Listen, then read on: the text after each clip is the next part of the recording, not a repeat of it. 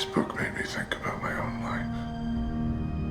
Charlie comes from a pretty personal place for me. You know, this is a story that's set in the town where I grew up, in North Idaho.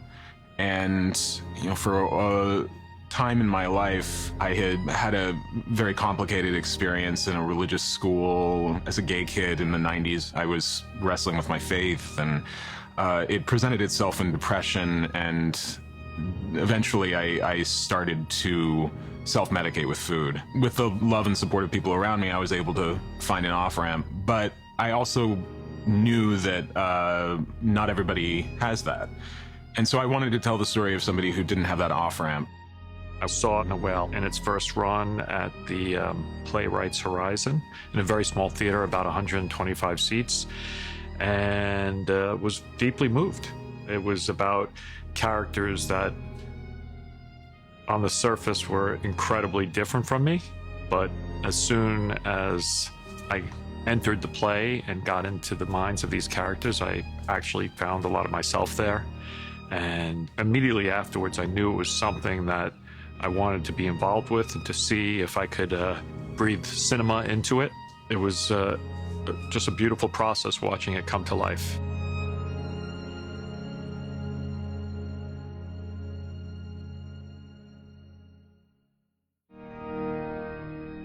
It was so clear that this story was very personal to Sam Hunter and that he just had to be completely in control of all the words. And so very early on, I assured him that he was going to adapt it. I know that the traditional way to adapt a play into a screenplay is to, you know, open it up and add locations, probably add characters, and I was nervous about that because I wasn't sure that that's what the story wanted. But I think it was either our second or third conversation, Darren said, no, let's keep it in the apartment. I knew it was the right choice. I knew it was the difficult choice. We had 10 years to work on it together, and the spine of the story is pretty much exactly what the play is, but the journey for me as a screenwriter was to figure out what the visual vocabulary of this story was.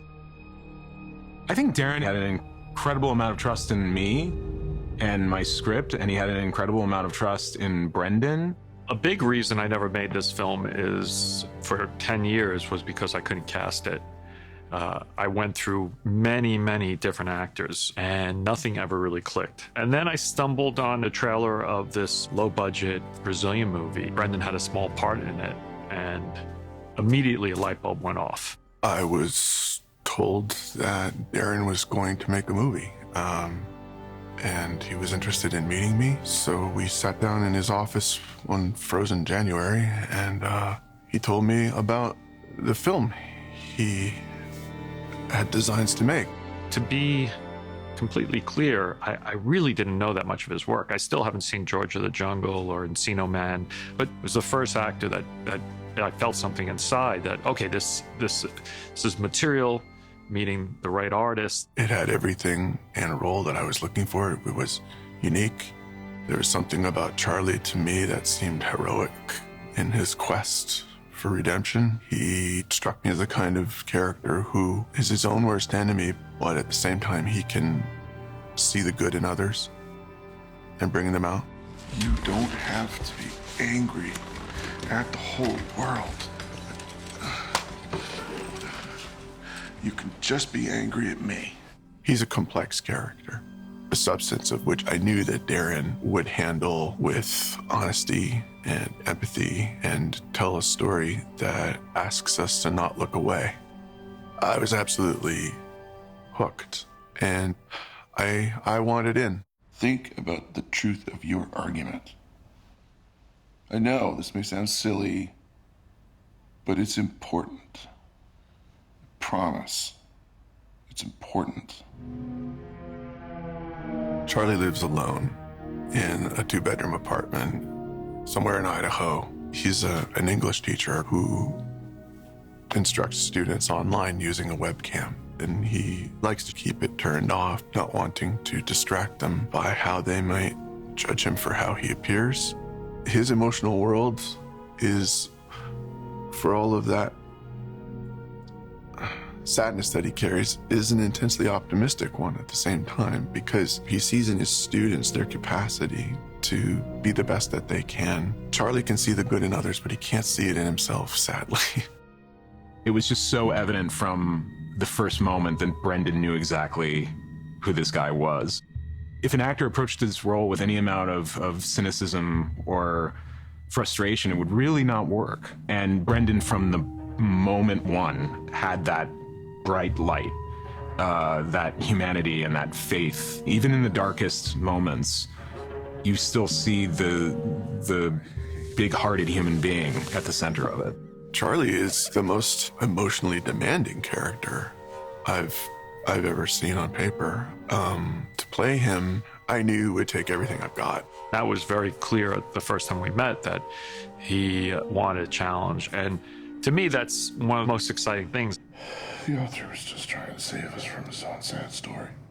Charlie's home base is his couch, and so it's a world in a small world, but it was a set that astonishingly could be shot to give a whole emotional reality.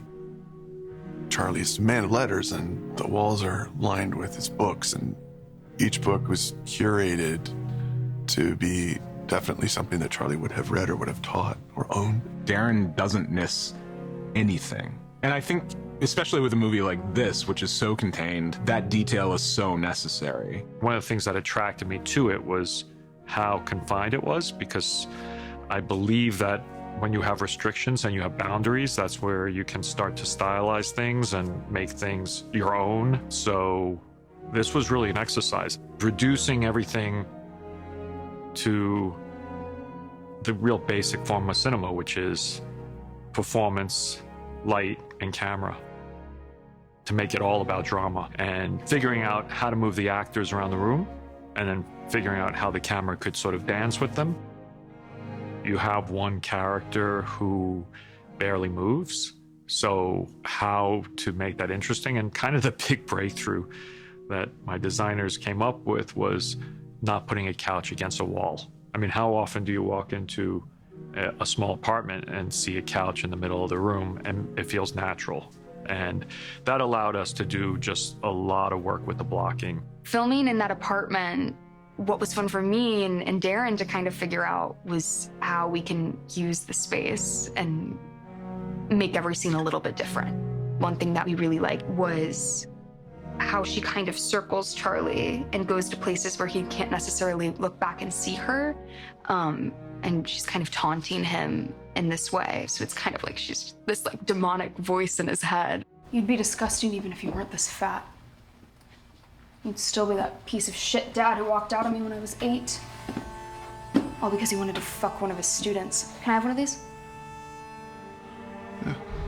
Charlie had choices he's made in his life that he hopes to be able to rectify, but he can't until he confronts some pretty serious truths, namely his estranged relationship with his daughter, Ellie, who he hurt deeply when he left his marriage to her mother for another relationship when she was only 8 years old, and it clearly it harmed her. Ellie's this incredibly beautifully written character by Sam that is really complicated.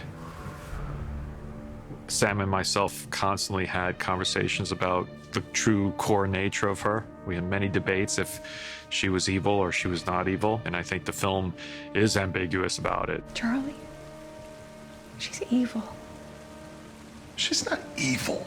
I think you see a lot of self-destructive coping mechanisms in this film, and hers that she's chosen is just rage and violence and, you know, sometimes like maniacal behavior. Does this mean I'm gonna get fat? Ellie is very easy to despise. So my earliest conversations with Darren, we would just kind of play around a bit and find a balance between the empathetic sides of her, but also the slightly evil sides of her too. I can't really. Shut up! Come over here.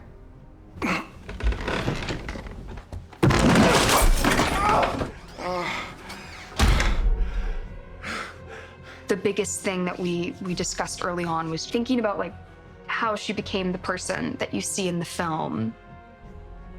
When Charlie left, I think it took a lot out of her mother. And, you know, she has a drinking problem, and I think that really just escalated over time. And Ellie just felt more and more abandoned every day. So I think that rage started as an act of rebellion. And then I think it became this armor that she's built for herself to give her a sense of control. I know you didn't mean to hurt me. I know that You know what? didn't. Listen to me. Listen. I don't care about you. Get that through your fucking skull. The one scene where Ellie kind of explodes at Charlie for the first time, when we were rehearsing it, it was never really that emotional. It was more just angry. And I think on the day, emotion just kind of like naturally spilled out. That was the first moment where I made a connection with her. Tapping into that empathy just like really, really hit. And I felt her pain. Just fucking die already. Enough. Sadie is able to bring so many different contradictory colors to every line. I'll still watch the film after seeing it hundreds of times and see new subtle things that Sadie is doing, and I'm just like, wow. And action. Each film has its own theme, and then because of the theme, you develop a visual language and tell it in its own way. So I try to be open to receiving what the themes are and then try to do something that's very unique for each project. So this one's different than the rest. The camera moves differently. I knew I wanted to go back to working with a dolly and a more classical form of camera for this. This was much more about how to make this as cinematic as possible. It was the scene where I first meet Charlie, and they had this dolly shot going around a room, and it took us so many takes to get because everything needed to be timed perfectly. It's so impressive how they filmed the entire thing. We only had this one small room, and Darren was able to make 2 or 3 characters in the room at once and just feel very genuine and alive. That's it. Darren is very specific with his vision of the entire film, and I talked to him a lot about the character. I'm sorry, but who are you? Are you acquainted with the gospel of Jesus Christ? What? I'm sharing Christ's message of love, and I'm showing people. Thomas is a missionary who arrives under fairly mysterious circumstances, and we don't know exactly who this kid is. He's bringing the good word door to door, but there's something else to him. Thomas, he's a lost soul. He's trying to find his way through the world. Thomas, tell me the truth. You find me disgusting. No. I just want to help. Thomas needs to find out what he believes in when he was able to meet Charlie. He really saw an opportunity to save someone, but in a way, he's really doing it for himself. Thomas has been kind of living in a closed society in this church obsessed with the end times and the rapture. And Thomas's problem is that he looks around and he sees all of these people for whom this worldview works perfectly. You know, it was something that I really experienced when I was going to a religious school, that I felt like the dogma was almost like this comfy sweater, and it was a sweater that just never fit me correctly. And I think Thomas is the same way. You're young. Why the hell would you want to believe that the world is about to end? I believe that when Christ returns, it's going to be beautiful. So his quest is to prove his faith to himself. It's a very complicated role. Unlike the 4 other characters, he's kind of the outsider. And he also brings with him a really big secret. I gotta go. Who were you really? Thomas has that big switch halfway through the movie where you start to uncover a lot of his secrets. And the hardest thing was really playing what the audience has to think, and then also playing what Thomas knows to be true about himself. Thomas was a very difficult character to cast because there's an innocence to him, but he's also a liar. And finding that combination in an actor that could play both of those things at the same time is really a tricky path.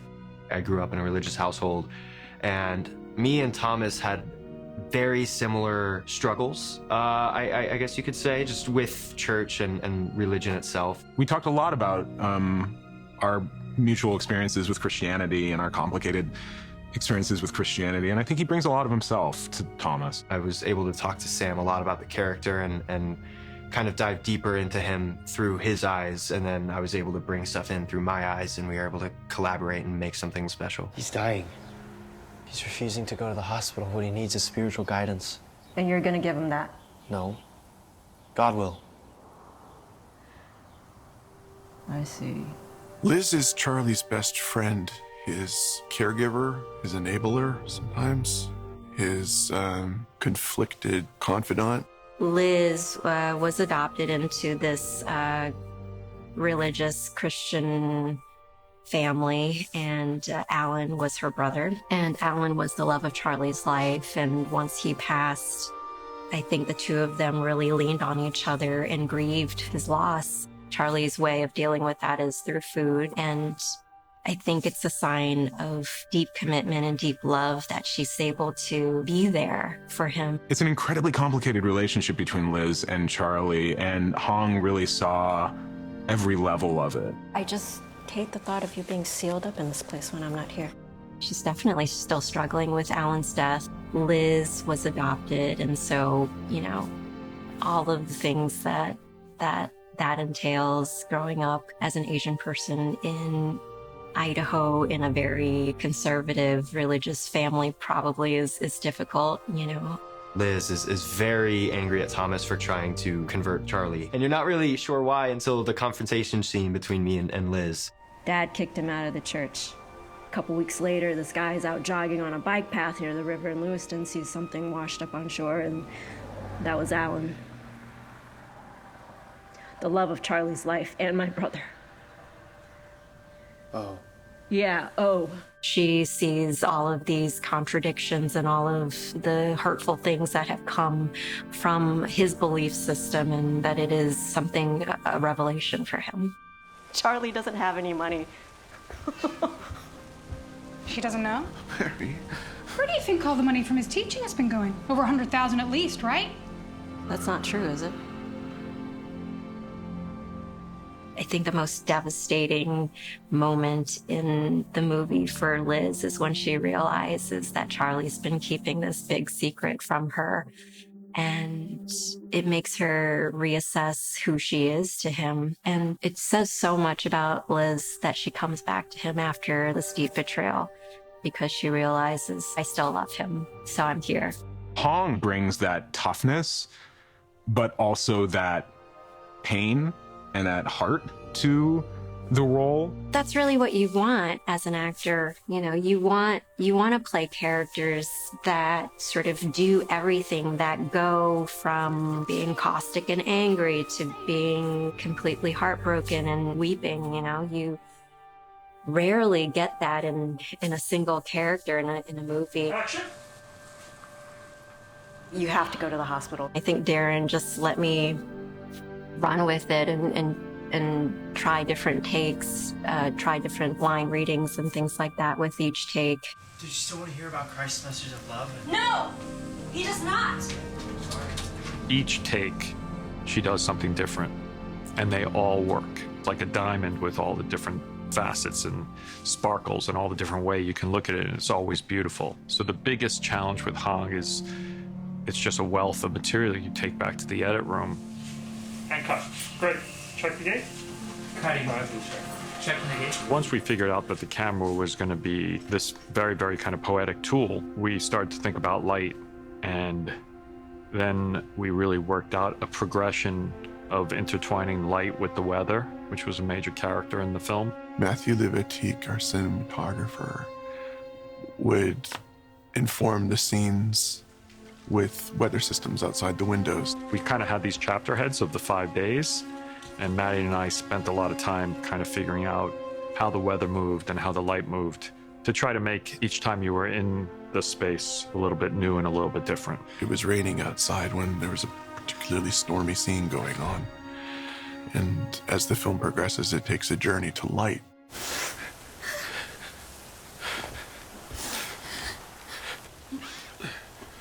In the amazing book Moby Dick by the author Herman Melville, the author recounts his story of being at sea.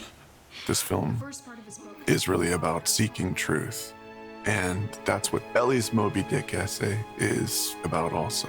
The essay is written with the innocence of a child. It's funny because of its absolute honesty.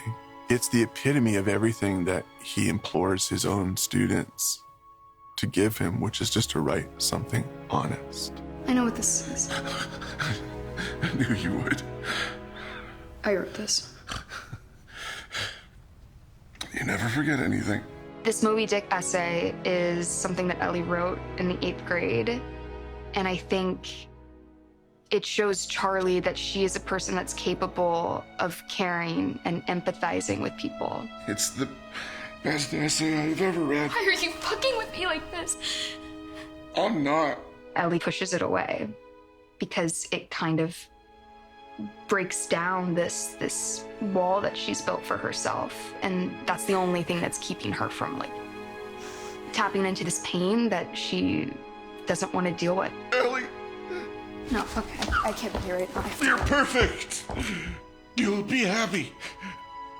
With every scene, a layer is shed. So it's this constant back and forth until, the very end.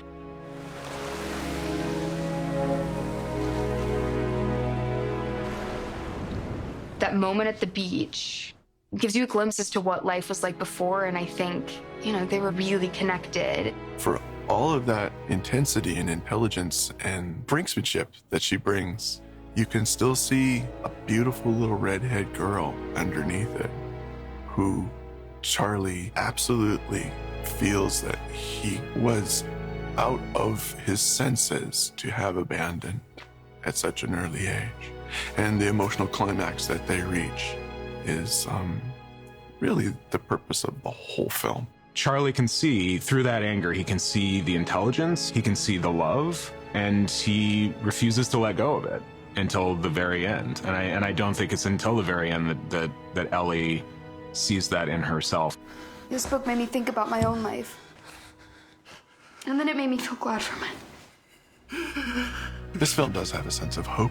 The hope is that in his absence, his daughter will always know that he did regret his life's choices, but he did confront them with honesty. I think at the heart of this story is a man's unwavering belief that human beings are worth saving. I think at the heart of it is a faith in the goodness of human beings. It's hard to have faith, but it's worth it. The rough cut is when you first put the film together. It's usually an awful day. Probably the most depressing day as a director you ever have. You're usually miserable afterwards, even though you know it's going to be miserable. After watching The Whale's rough cut, I was actually very relieved because the main challenge of the piece was how to forget that you were in one room and to really be inside the characters' heads. And I think Sam's writing and Brendan's and Sadie's and Hung's and Sam and Ty's performances, you're transported into these 5 different characters and you're swept up and taking into consideration someone else's life situation, their problems, their hopes, their dreams. Do you ever get the feeling that people are incapable of not caring?